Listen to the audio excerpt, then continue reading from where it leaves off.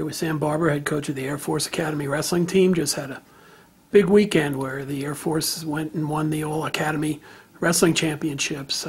Talk about how big of an achievement that is for your program and how much it means in the context of the military academies. It's a big deal for our program, and mainly in the context of breaking down barriers. It's been 12 years since the last time we've won an AllAcademy championship. 2002 is the last time we won. Coach Bachman was the coach at that time. We've won 5. That's our 5th AllAcademy championship we've won out of the 21 years the tournament's been in existence. So I think the biggest thing about it was we've been pursuing that for the last 7 years I've been at the Air Force Academy. It was starting to turn into this thing that you kind of question if we're ever really going to be able to pull it off. So the fact that we're able to kind of get over that hurdle, check that off the list, I think it's, hopefully what it turns into is a stepping stone to bigger things, and, especially the point of the season we're at right now, getting ready for our conference tournament in the NCAAs. So this wasn't done on the strength of a lot of individual efforts. This was truly a team effort. Talk a little bit about how that worked out, because, every team's going to have some talented athletes, but in this case, you put together a whole team. Yeah, it was a great total team effort. We ended up 9 of our 10 guys wrestled at or above their seeds. 10 guys placed in the top 4. 8 of the 10 guys earned bonus points in the tournament. So we were able to push 6 guys into the finals, and we didn't have the final round we wanted to have. We were 1 for 5 in that final round, but because of the strength of the team and the performance earlier on in the tournament, having 4 guys on the podium, having 6 guys in the finals, and earning bonus points out of 8 or 10 matches, we were able to score enough points to be able to keep our lead heading into the final. So it was a great team performance. Guys bought into it. We talked about the importance of bonus points. We started trying to pursue those bonus points in the first round in many matches, and we ended up winning the tournament by 4.5 points. So if you look back at any one of our 10 athletes, you can look at their direct impact on that team score. We had multiple overtime wins. We had multiple late second takedowns to get major decisions or technical falls. And just every single athlete in the team, all 10 guys really pitched in for us to achieve the championship. So everyone's aware of the rivalry between the service academies, especially Army, Navy, and the Air Force Academy. They have in football, they do it in all other sports. But you also throw in a few other academies that are part of wrestling at a number of levels. You got the Coast Guard, you had with teams like Citadel and VMI, those kind of teams in the tournament. What's it mean in a military context to be the champion of this event, and how much is it appreciated by the academies that you guys are coming from? It's a great event, and if you attend the event, to be there where there's 8 other institutions where the student athletes of those institutions have chosen to serve something bigger than themselves, to serve their country upon graduation. I think that brings something special to the event. And then the inter-service rivalries that, we all understand we're on one team once they graduate and they earn their commissions and they're out there defending America, doing the great things that they do. But the inter-service rivalries, they're great. It's unbelievably respectful, but unbelievably intense at the same time. So I think there's a lot of pride that goes into that. This is something that these guys don't. They don't only carry it with them while they're at their institutions. They're going to carry it to them when they're commissioned and they go out into the Air Force, the Navy, and the Army, and they're going to be working with their counterparts from the other service academies, the other services, and it's going to be something, kind of a badge of honor, something they can talk about. Back in 2015, the Air Force Academy wrestling team won the AllAcademy championships, and I think they carry that with them for a long, long time. Beyond what they do at the institution, out into their services, and so I think it's just a huge, huge honor, and there's a lot of pride at these institutions for what they do and the impact they make in the world.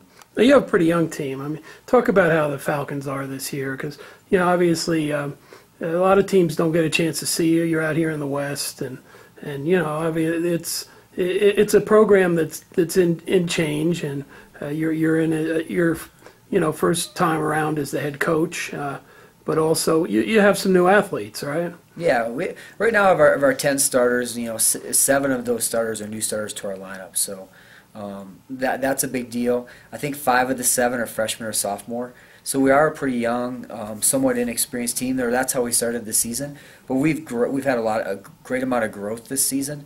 and we've improved every single week, every single day. So we're seeing a lot of that growth in our young guys and our new guys that are buying into the system that we're doing. They're buying into the training plan. We're a very well-conditioned team. We're executing better in different areas that we've had to work really hard to instill that execution in guys through repetition and practice. But the youth and the inexperience is fading away as we go into this postseason, and we've made tremendous ground. And I think that's one of the results of the AllAcademy Championship is the growth of the team since we first wrestled Minnesota back in November. But I also think that we have some, with that youth and with some of that inexperience that we've had this year, we're going to return a lot of those athletes in the program next year. And hopefully we're laying the foundation to do some really great things here in the next 3 to 4 years. Conference meets are coming up.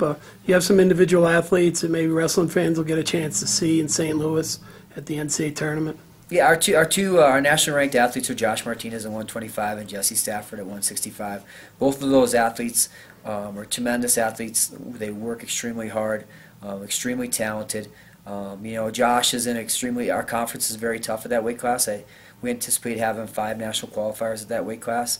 And we're going to have to show up and produce our best result at the conference. But I also think having that test at the conference is going to prepare us for the type of tournament, the type of performance we need to produce at the NCAAs.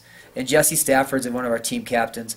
He's the epitome of what leading by example and doing what you need to do on a daily basis.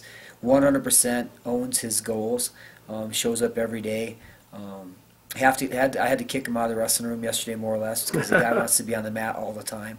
So it's a good problem to have as a coach. But Jesse, he started his season off by winning the Cowboy Open and beating Jordan from Wisconsin in a big win that kind of put him on the radar. But he's continued to produce those kind of results throughout the year. So he's just a good, solid wrestler. Wrestles hard, and I think if we can continue to have him build on those skills and he's going to have a great postseason as well. It's been a little while since we've had an All-American come out of the Air Force program, and I know as the new head coach, that's got to be one of the goals that you have for the athletes you have in the room and the athletes you're going to recruit in there. And the Western Conference seems to be getting tougher all the time.